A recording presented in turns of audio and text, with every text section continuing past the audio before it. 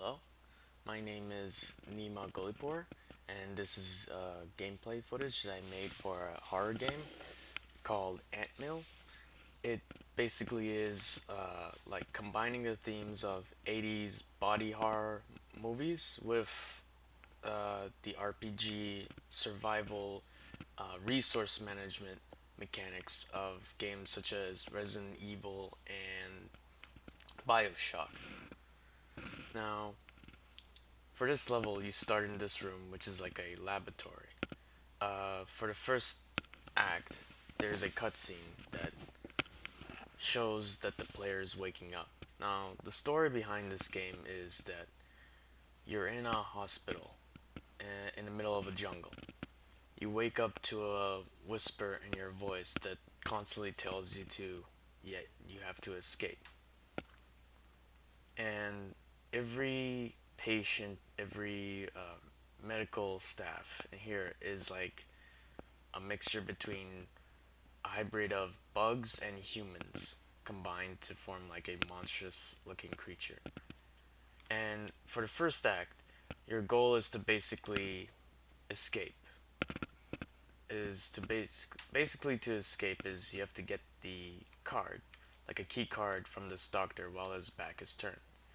And this part of the level basically teaches you to look around for where the key card is, and once you see that it's on the doctor's waistcoat, your goal is to like walk up to it, and as he's not looking, you have to take it and knock him out. So not only does it teach you to walk around, but it also teaches you to a simple fighting mechanic, which is just to punch the doctor, knock him out, and to take the key card. Now, after you take the key card, you're able to open this door, and you're able to walk out. And for this level, I wanted to work with lighting to give it like an eerie and horror atmosphere. Now, for here, you have two options to pick either path. You can either go to the morgue, which is here, or to the operating room, which is there. And this whole level acts as like a tutorial level. So not only to introduce players to the story, but to also introduce them to the basic mechanics they will use throughout the game. And I wanted to give them not a very linear tutorial that feels boring and drags on for a very long time. Instead, I wanted to give them at least somewhat of an illusion of a choice. And no matter which path they choose, they will, in terms of their skill set, they'll be up to date.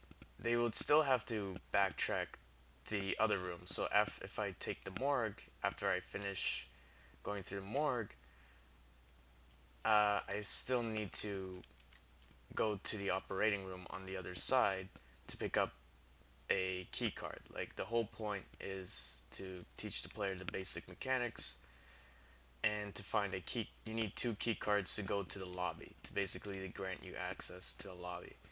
And the other room basically acts as like a test or like a practice session to make sure that you know it very well. So anyway, as we proceed to the morgue, here we see like two enemies, and these enemies are gonna move around. This one in particular is gonna move left and right, while the other one in the far back is gonna move forward and back.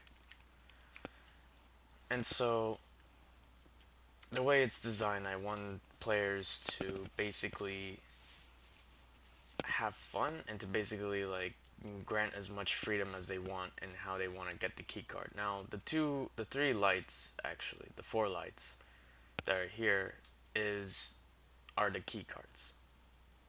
Now, they can choose any one of those key cards. However, it has to be one. Like they can't pick more than one from each room.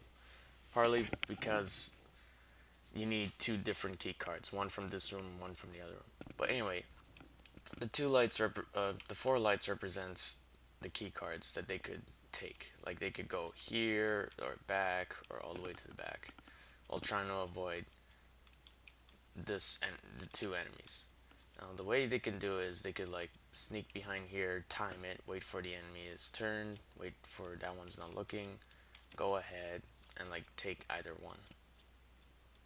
And after they take, they go here, they like insert one onto like a computer that's on this wall or that wall. And after they do that, they're gonna have to find the other one, which is in the operating room. And what these two areas, what they teach the players how to is the different types of enemies they'll be seeing, which is enemies that move around, and trying and teach the player to avoid the enemy's vision cone as well as its hearing radius. So the player has to sneak around in these two environments for them to learn that the enemy had the length of their vision cone as well as the radius of their hearing, how that works. And by going into the operating room after going through the morgue, it now acts as a practice. So there's three key cards there that are specific to this room, and what you have to do is basically move around, try. And these enemies, they don't move at all. Here there's a bit of a animation that's going to be played that basically shows them operating. However, difference between this room and the other room is like these guys, they have they have better hearing. So not only do you practice sneaking around, but you also are introduced to a static enemy that will attack you only if they hear you, and as well as see you. But you just go in the shadows, make sure that you're not within their hearing radius, and you can take either key from here or in these lockers. It also teaches the player how to interact with the object, which is like a simple pressing the E key. And so after getting two of the key cards, they go in, and this kind of acts as like a cinematic moment, showing the different bodies that are displayed here, showing like the entire setting of the hospital, how it is portrayed, and how gruesome it is. And here's the lobby, and here's an NPC they can talk to. Now, this NPC, although it's like a hybrid between a human and a bug, once it sees they have two of the key cards, it will assume that you have high authority to leave. And that is for the horror level.